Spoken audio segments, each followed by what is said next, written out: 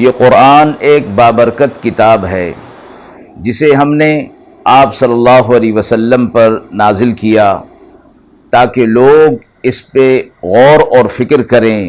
اور تاکہ اہل فہم اس سے نصیحت حاصل کریں۔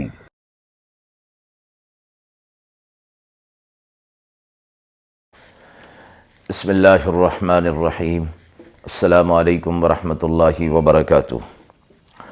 ناظرین کرام، درس قرآن مجید کے آج کے اس پروگرام میں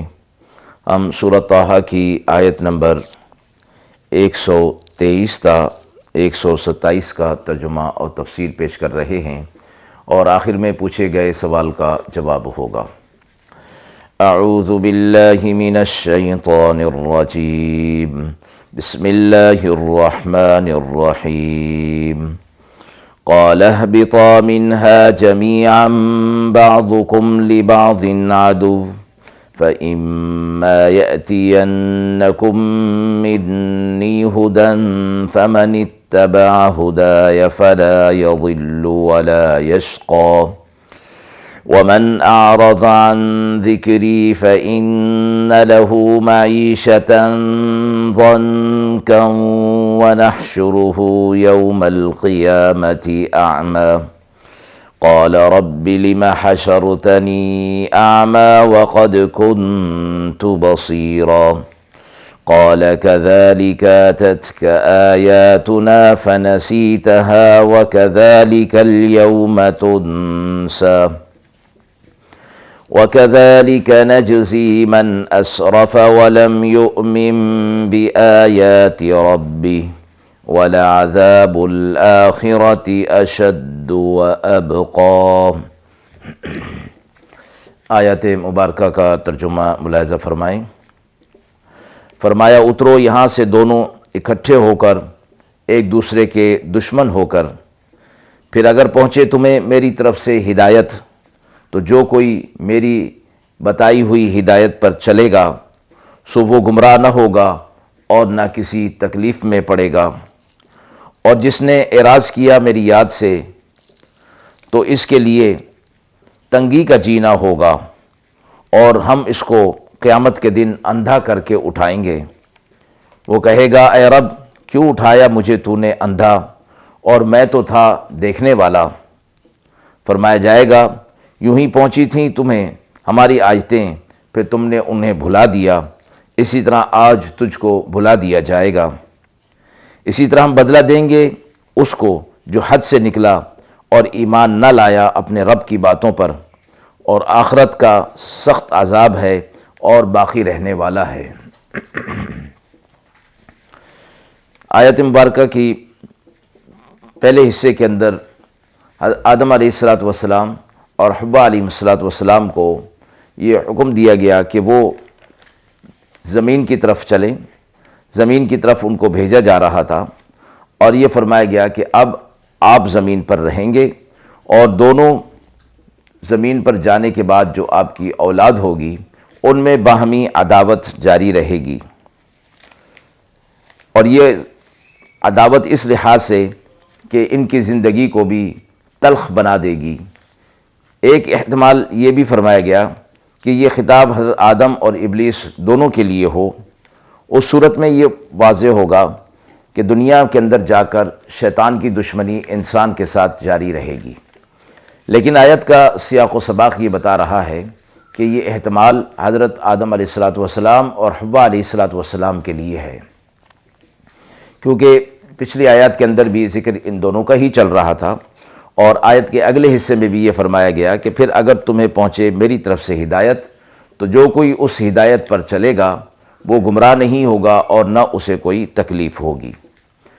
یہ فرمایا گیا کہ اللہ کی طرف سے ہر دور کے اندر انبیاء علیہ السلام اللہ کی وحی اور اللہ کا پیغام حق لے کر تمہاری طرف آتے رہیں گے، اور یہ ہدایت میری طرف سے ہوگی، وہ بندے بھی میرے منتخب کردہ ہوں گے، تو جو کوئی اس ہدایت کے اوپر آ جائے گا اور پھر اس پر عمل کرے گا وہ قیامت کے دن گمراہ نہیں ہوگا، دنیا میں بھی گمراہ نہیں ہوگا، اور آخرت میں وہ نجات پائے گا، اسے کوئی تکلیف نہیں ہوگی۔ ساتھ ہی فرما دیا جو کوئی دنیا کے اندر رہتے ہوئے میرے ذکر سے اعراض کر لے گا، یعنی وہ جو ہدایت میں بھیجوں گا اس کا وہ انکار کر دے گا یا اعراض کر دے گا، منہ موڑ لے گا، تو میں اس کی معیشت، دنیا کی معیشت اس پر تنگ کر دوں گا، اور قیامت کے دن کا عذاب اس کے لیے یہ ہوگا کہ اس کو اندھا کر کے اٹھایا جائے گا۔ قیامت کے دن جب وہ اندھا کر کے اٹھایا جائے گا تو وہ اپنے رب سے کہے گا کہ اے میرے رب، دنیا کے اندر تو میں دیکھتا بھالتا تھا اور آج مجھے کیوں اندھا کر کے اٹھایا گیا؟ فرمایا جائے گا کہ دنیا کے اندر تو ہماری آیتوں کی طرف سے تو نے آنکھیں بند کر لی تھیں اور انہیں تو نے جھٹلا دیا تھا، اور آج تجھے اسی وجہ سے بھلا دیا جائے گا، جس طرح تو نے ہماری آیتوں کو دنیا کے اندر بھلا دیا تھا۔ اسی طرح جو ایمان نہیں لائیں گے اور حد سے گزر جائیں گے، اللہ کی نشانیوں پر ایمان نہیں لائیں گے، آخرت کا عذاب بڑا سخت ہے اور ہمیشہ رہنے والا ہے۔ آیت کے حوالے سے سوال پوچھا گیا ہے کہ کافر کے لیے دنیا میں معیشت کی تنگی سے کیا مراد ہے؟ آیت مبارکہ میں فرمایا گیا کہ ہدایت اللہ کی طرف سے آئے گی،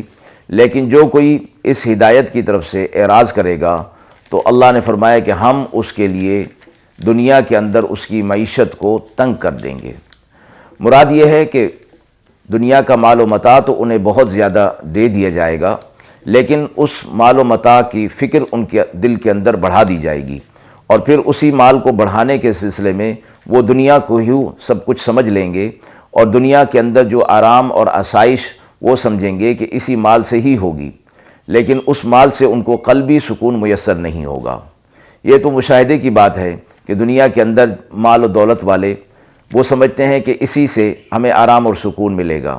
جبکہ قلبی سکون اللہ رب العزت نے ان چیزوں کے اندر رکھا ہی نہیں ہے۔ قرآن مجید کے مطابق اللہ رب العزت نے قلب کا سکون اپنے ذکر اور اپنی یاد کے اندر رکھا ہے۔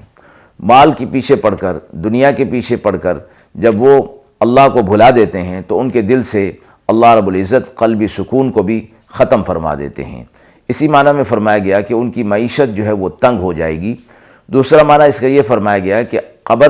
قبر کا عذاب ان کے اوپر آئے گا، اور آخرت کے عذاب کے بارے میں فرمایا کہ ان کو اندھا کر کے اٹھایا جائے گا۔ یہی وہ لوگ ہوں گے جو دنیا کے اندر اللہ کے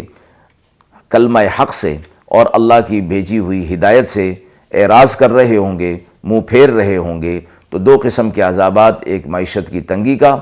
دوسرا آخرت کے اندر اندھا کر کے اٹھائے جانے کا عذاب ان کو دیا جائے گا۔ وآخر دعوانا ان الحمد للہ رب العالمین۔